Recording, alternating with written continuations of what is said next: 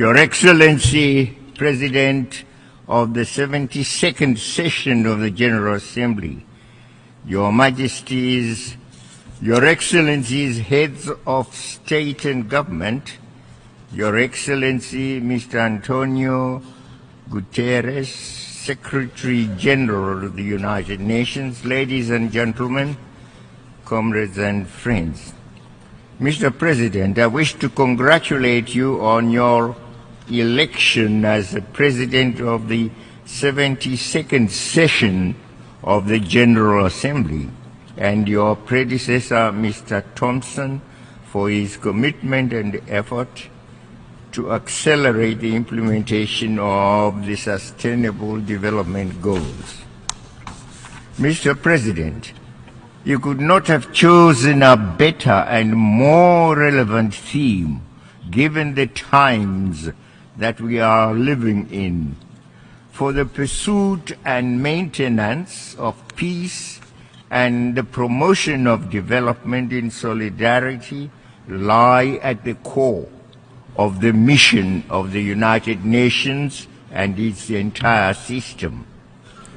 Since the signing of the United Nations Charter 72 years ago, and in subsequent conventions, resolutions and declarations adopted over the decades, member states have sought to actualize the unquenchable human hope for peace, justice and progress. Mr. President, but the current global development agenda differs in significant ways from all those that preceded it. It is ambitious, revolutionary, transformative, universal, and encompassing every single facet of human life. For its success, this agenda demands a radical and unprecedented paradigm shift in every sphere of human life. Mr. President, we cannot halt or reverse the continued destruction of our natural habitat or the rise in global atmosphere temperature without a change in contemporary production and consumption patterns. This has been confirmed by scientific evidence. We cannot halt or reverse the persistent widening gap between the rich and the poor among our nations without deeper international cooperation and genuine reform of the existing inequitable international system. The current system is inherently structured to enrich a few and impoverish the many. It cannot therefore deliver on a key aspiration and watchword objective of the 2030 agenda, that of leaving no one behind. Mr. President, for us in Africa, the current antiquated system perpetuates a historic injustice, one that can never ever be justified today. The 2030 agenda represents new wine, and we call for a new wineskin, lest we ruin the new wine. It is for this reason that I reiterate my country's unflinching support for the African Common Position on Security Council reform, commonly known as the Ezulwini Consensus. Mr. President, the overwhelming majority of us have accepted that we need to reform the current system in order to improve but not destroy it. Nonetheless, the negotiations and process intended to yield the accepted reforms are painstakingly slow. We are left to wonder, justifiably so, whether those who enjoy and sometimes abuse the power and privileges of the current setup are sincere interlocutors in these discussions. Mr. President, it is axiomatic that we harvest what we sow, yet by some strange logic we expect to reap peace.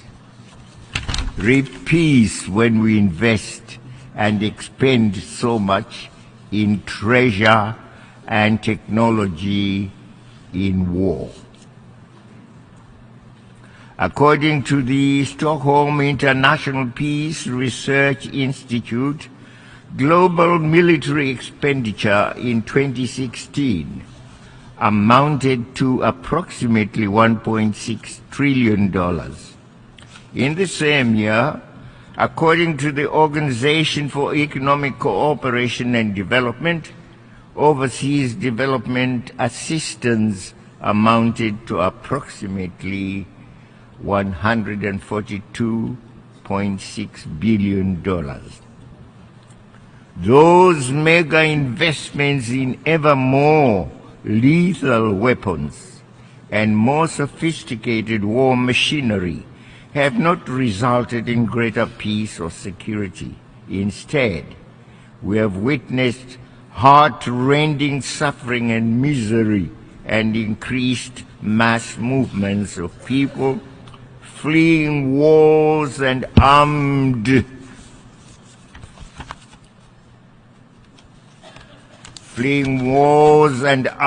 conflicts. This trend, Mr. President, should be halted for the benefit of humanity. We believe a different and better world is possible. In proposing and inviting us to focus on prevention, preventive diplomacy, peaceful resolution of conflicts, peace building and sustaining peace, the Secretary General is pointing us in that desirable direction.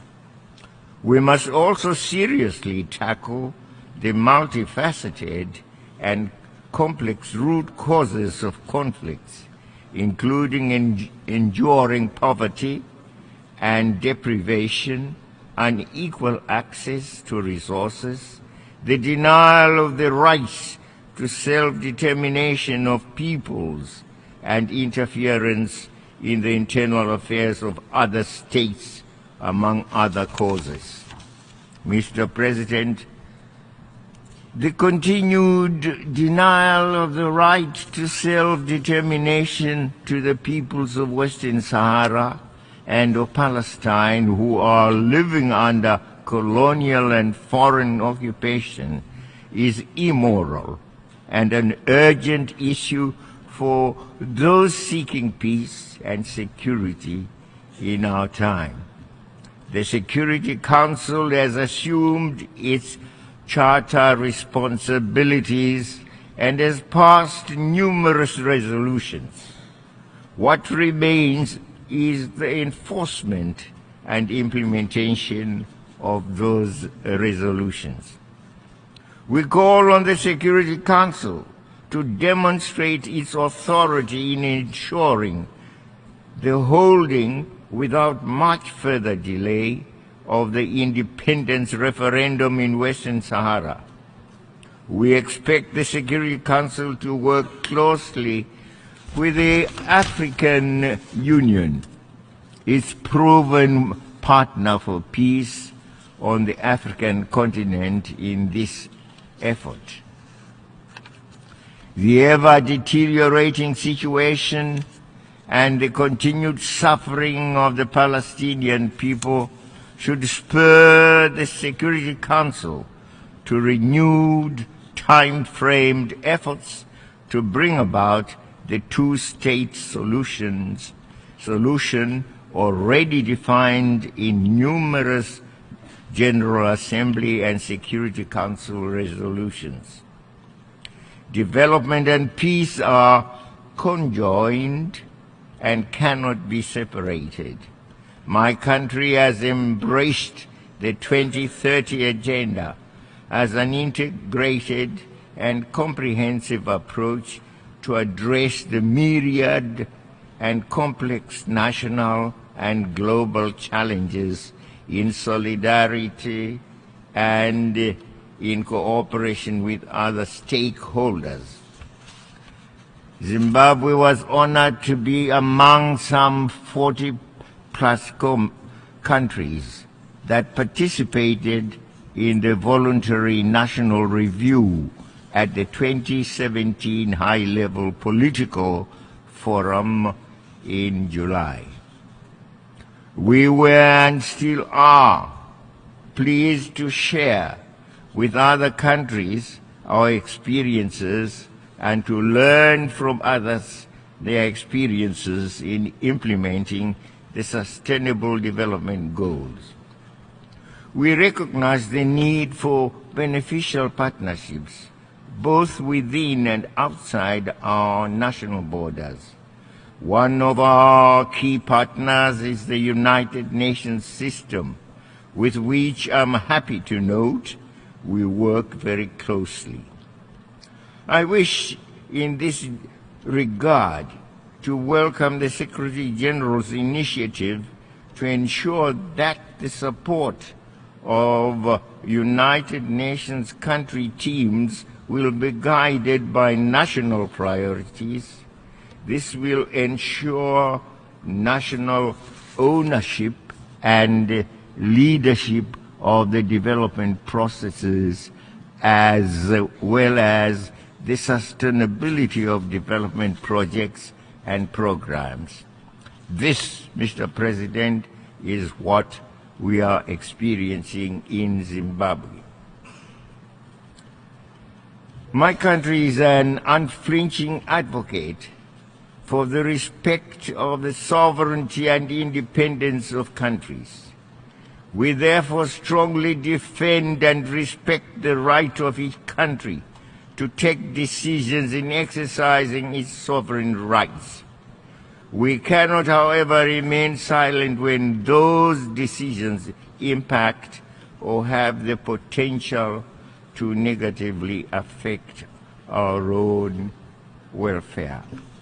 And on this, may I say, some of us were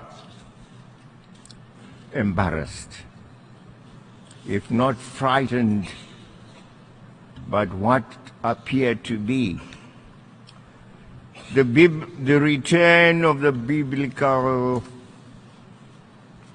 giant called Goliath.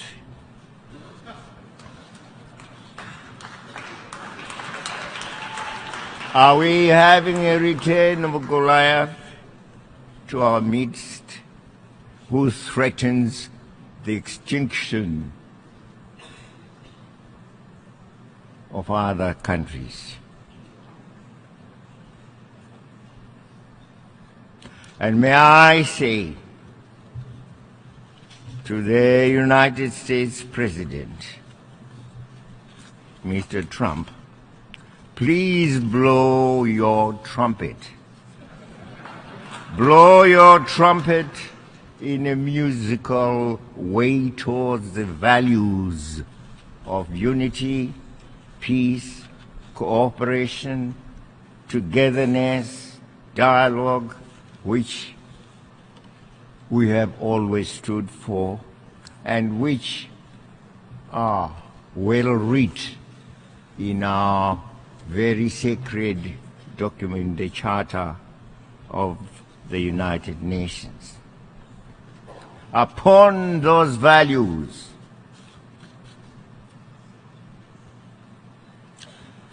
each nation can build its greatness, including the United States. And it's the greatness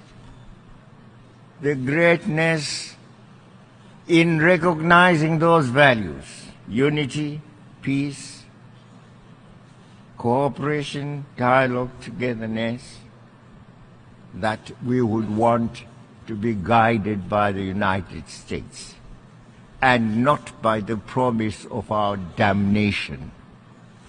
Damnation we shall always resist, no matter whence it comes. We have resisted it when it was in the form of imperialism, as we fought for our own independence, our own culture, our own sovereignty to be masters of our own destiny. That's why we call ourselves free today. It is because the monster of imperialism was defeated by us.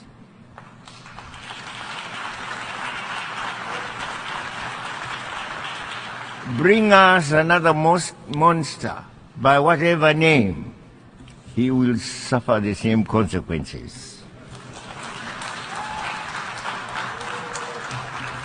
Mr. Chairman, climate change is a present reality, and so are its effects and impacts.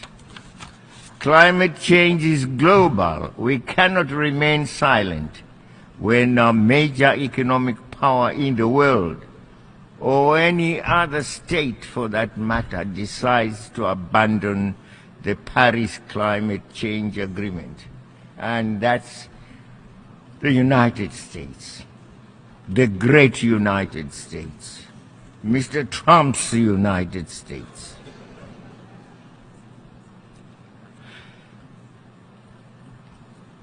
Let us work together. Climate change is a reality. It is vital that we all play our part in keeping with the provisions of the United Nations Framework Convention on Climate Change in order to halt the inexorable march towards the destruction of that upon which our own existence depends.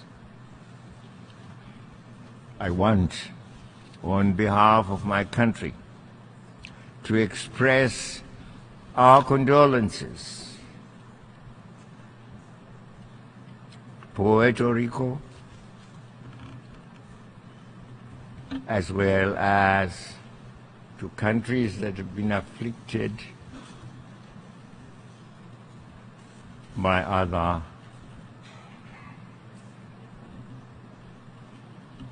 other afflictions that have visited them. And there are many in this part of the world. We say so, we are very sorry. And we appeal for the rest of us who have not suffered similar afflictions to go to the assistance of these who have suffered in that very horrific manner. Look at the television today and tell me whether you can say where Puerto Rico is geographically. Completely wiped out by a hurricane. We are very sorry. As I conclude my remarks, it is worth reminding each other that the world today, by its very interconnectedness, demands more, not less, solidarity, more, not less, cooperation and dialogue, more, not less, multilateralism.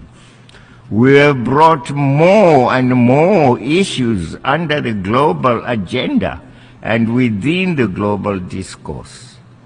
This acknowledgement has found expression in the 2030 Agenda and the Sustainable Development Goals.